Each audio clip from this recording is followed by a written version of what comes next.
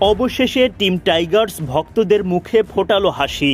সব সমালোচনার অবসান ঘটিয়ে মেহেদী হাসান মিরাজও রিভিউয়ের পরামর্শ দিয়ে দলকে এনে দিলেন সেরা সাফল্য।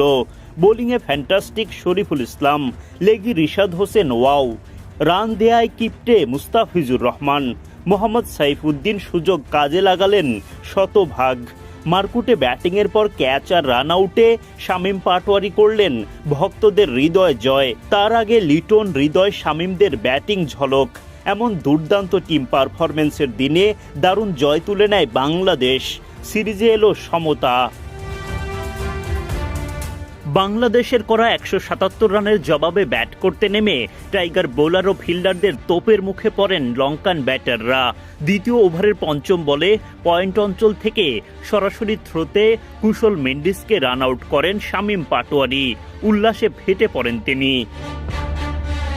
শরীফুল ইসলামের হাত ধরে দ্বিতীয় উইকেটের দেখা পায় বাংলাদেশ। রিশাদের দারুণ একটা ক্যাচে এবার বিদায় নিতে হয় কুশল পেরেরাকে। শরীফুল তার দ্বিতীয় শিকারে পরিণত করেন আভিষ্কা ফার্নান্দোকে। শামীম পাটোয়ারির দুর্দান্ত ক্যাচে আভিষ্কা বিদায় নেন মাত্র 2 রান করে। মোহাম্মদ সাইফুদ্দিন নিজের শিকারে পরিণত করেন চারিত আসালাঙ্কাকে। নিশ্চিত ক্যাচ হওয়ার পরও আম্পায়ার নট আউটের সিদ্ধান্ত দেন। তখন মিরাজের পরামর্শে রিভিউ নেন অধিনায়ক লিটন দাস। তাতে হাসি ফোটে বাংলাদেশ দলে। মাত্র 30 রানের মধ্যে এক হালি উইকেট তুলে নেয় বাংলাদেশ। এরপর রিশাদের এক ওভারে জোড়া আঘাত। নিশাঙ্কার পর ফেরান করুণারত্নেকে। পরের ওভারে বোলিংয়ে এসে মেহেদী হাসান মিরাজ তুলে নেন সানাকার উইকেট। মাত্র 73 রান তুলতেই 7 উইকেট হারায় শ্রীলঙ্কা। ম্যাচ তখন বাংলাদেশের হাতের মুঠোয় চলে আসে। শেষ পর্যন্ত আর কোনো বিপর্যয় ঘটতে না দিয়ে দাপুটে জয় নিয়ে মাঠ ছাড়ে টাইগাররা। সিরিজের সমতা ফেরানোর লক্ষ্য নিয়ে দ্বিতীয় টি-20তে শ্রীলঙ্কার মুখোমুখি হয় বাংলাদেশ। টস জিতে টাইগারদের আগে ব্যাটিংয়ে পাঠায় লঙ্কানরা। বাংলাদেশের হয়ে ইনিংস শুরু করতে নামেন পারভেজ ইমন ও তানজিদ তামিম, কিন্তু 2 ওপেনারই ব্যাট হাতে ব্যর্থ হন।